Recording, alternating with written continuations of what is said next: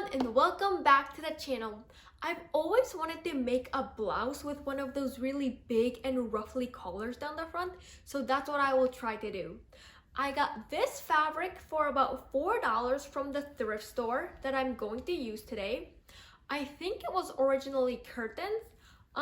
It's a very thin and flowy fabric which will be perfect for what I'm going for. I'm not completely sure how I'm going to make this, but I have a good idea for a starting point. I would really appreciate it if you would give this video a like and subscribe to the channel.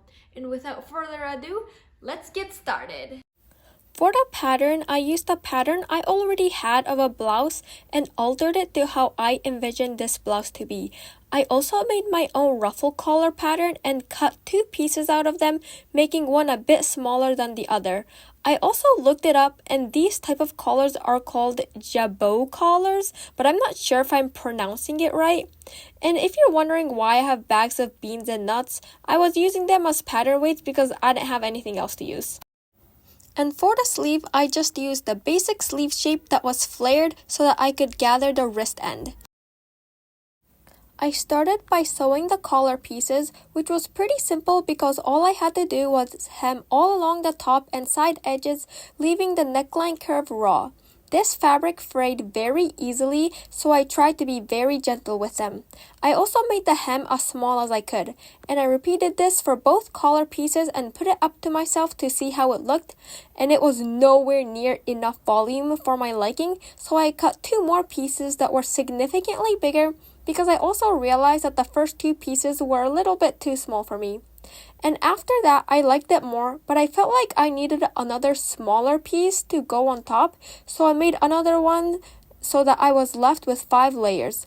I put them on top of each other, biggest to smallest, and sewed them along the neckline curve to put them all together. Then I marked the center and pleated it a few times on each side. And I sewed it down to keep it in place.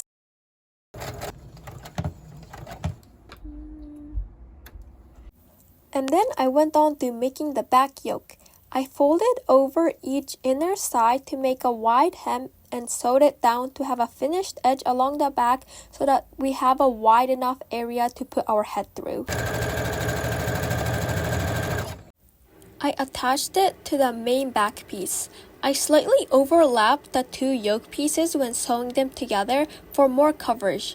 I also used the French seam for all the seams in this project because, as I mentioned before, this fabric frays very easily and I didn't want bits of fabric everywhere or to lose any fabric by it unraveling.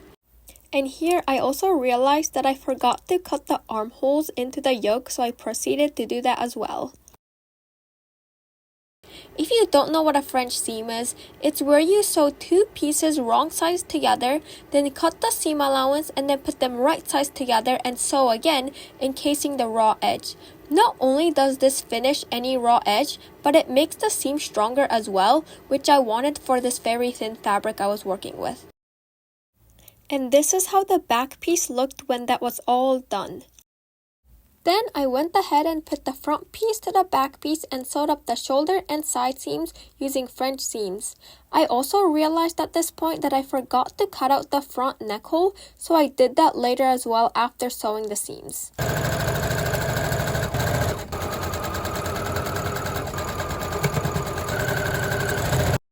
And here's me cutting out the front neckline. I tried it on and marked where I wanted it to be and cut it out while folded in half to make sure it was symmetrical. And I also hemmed the bottom edge. I went on to the sleeve, which I made by sewing up the sides with, of course, French seams. At this point, I'll stop saying French seams because I feel like I've said it so many times and you already know that I used French seams for every single seam. Then, to fit it onto the main body of the blouse, I put two parallel gathering threads along the armhole curve, but that ended up being quite unnecessary because it fit pretty well into the arm side without having to be gathered, so for the other sleeve, I just fitted it in without putting the gathering threads. I also hemmed the bottom of the sleeves to give it a nice clean edge. I went on to attaching the collar ruffles to the front of the blouse by marking the center and lining them up before straight stitching it in place. Then I had to make the other part of the collar, which will go around the top of the neckline. I measured the neckline and added 4 centimeters because there would be 2 centimeters sticking out to add the button, and it ended up being 46 centimeters. I wanted the collar to be 4 centimeters tall, so I cut out a piece that was 46 centimeters by 10 centimeters. I added interfacing to this piece because this part needed to be stiff.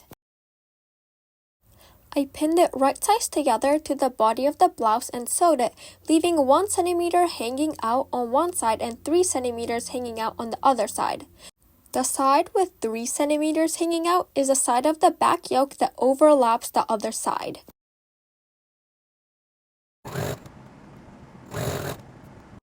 At this point, I sewed on my label to the collar. I just love my label. It makes me feel so professional. Then I ironed the collar in half and folded over the side that wasn't attached to the blouse and ironed it to crease it. I pinned it to the other side of the blouse and sewed it from the right side, catching the part of the collar that was folded over. This is called the stitch in the ditch method. I also folded the raw ends at the edges of the collar and stitched that down as well so that I have a finished collar minus the buttons, which I will do later. I cut out some strips of fabric and folded over both sides to add to the bottom of the sleeve so that I can add some elastic through it to gather it up. I put it 2.5 centimeters from the bottom of the sleeve to leave some ruffles at the bottom. And once it looked like this, I cut out a piece of elastic that fits around my wrist and put it on a safety pin and put it through the channel.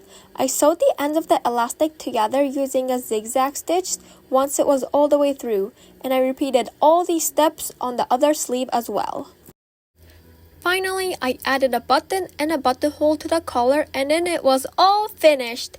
I love how it turned out. I've always wanted to make something like this for so long, and I put it off thinking it was going to be too hard, but it was actually way easier than I thought.